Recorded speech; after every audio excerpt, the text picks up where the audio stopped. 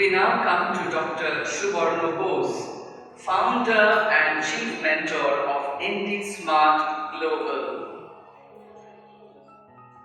His is an all-encompassing presence in hospitality. Indeed, Suborno Bose, a brilliant chartered accountant, is the country's best-known hospitality educator, with the presence of his institute's major brands like IIHM and IAM hotel schools, not just in our city, but spread out pan-India and outside the country too.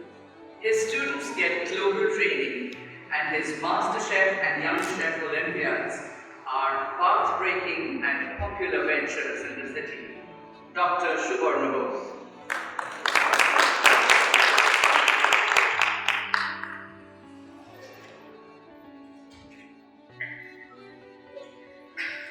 Very good morning, everybody, ladies and gentlemen.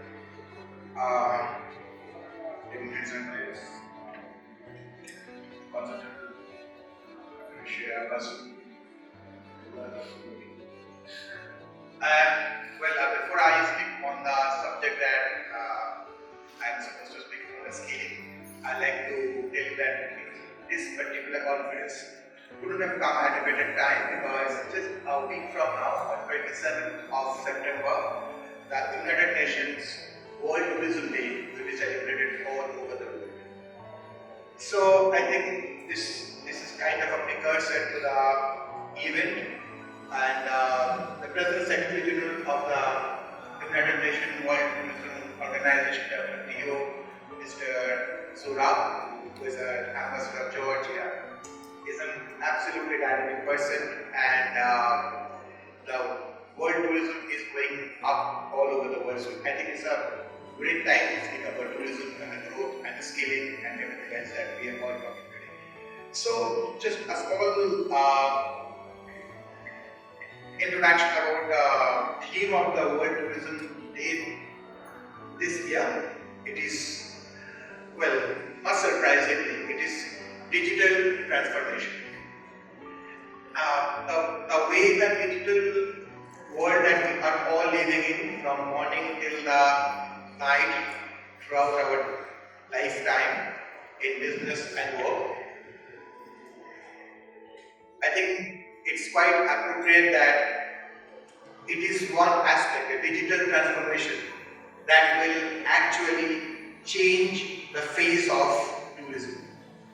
Not just tourism as a business, but tourism in terms of education, tourism in terms of scaling, tourism in terms of industry.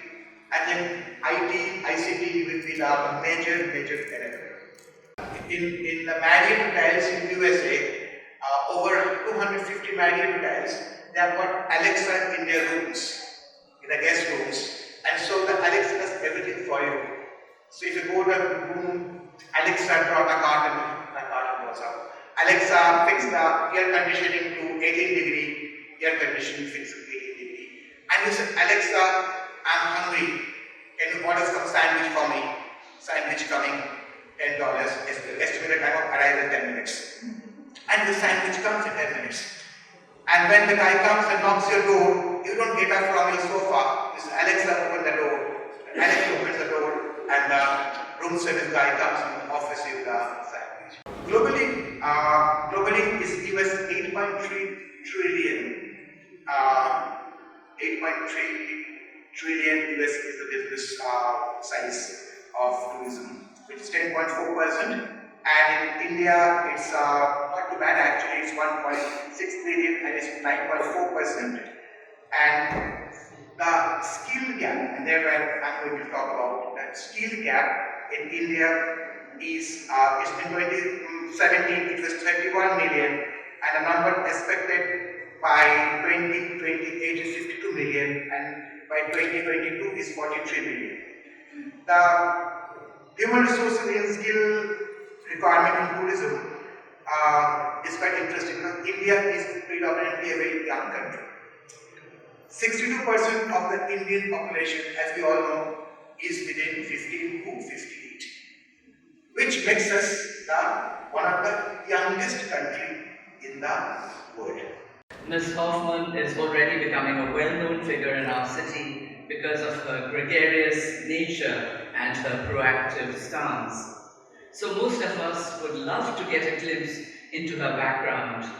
Patty Hoffman has served as Chief of Staff to the Director General of the US Foreign Service and Director of Human Resources. Her overseas postings have been varied and challenging. From the US Embassy in Washington, D.C., Patty Hoffman is a bachelor's degree holder in biology from Columbia University and a master's in international relations from the University of Bristol, UK, where she studied as an international Rotary Scholar. And she also has a master's degree in national security strategy from the National War College. Over to Patty Hoffman.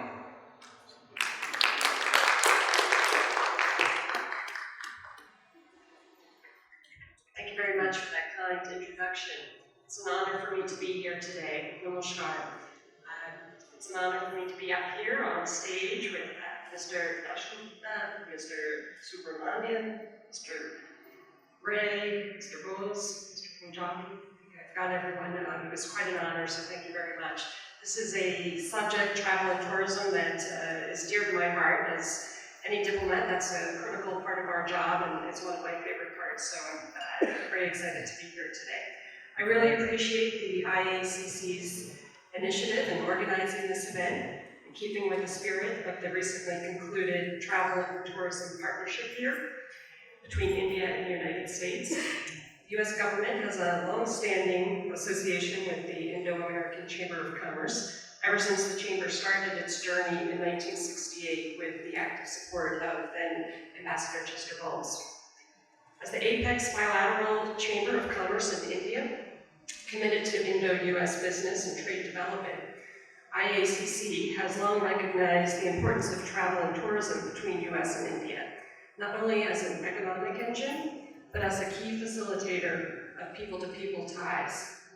I'd like to extend a very warm welcome to all of our friends from the travel community here today. Thank you for coming here in such large numbers and supporting our efforts. For centuries, India has been a destination for American explorers, traders, and intellectuals. In the early 19th century, American sea captains transported ice from New England over 16,000 miles to Kolkata. That's something I only learned about recently. It's quite fascinating. The writer Mark Twain marveled at India's culture and history during his travels to Varanasi, Mumbai, and Kolkata. In 1879, Ulysses S. Grant became the first American president to visit India. He came as a tourist after he left office. Ambassador Chester Bowles wrote extensively on Indian tourism. In his 1969 memoir, he wrote, "Foreign tourists must see the promise of India's future as well as India's ancient glories and its vast natural beauties." I think that's great, poignant.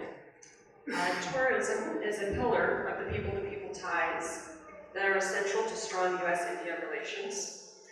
Moreover, travel and tourism make an important contribution to the economies of both the United States and India. In 2017, more than 1 million Americans visited India, and close to 1.3 million Indians visited the United States. But there is much room for growth both ways. We look forward to partnering with you to do that. Over the past few years, increasing numbers of Indian travelers have been visiting many of our 50 great states, including my home state of Pennsylvania.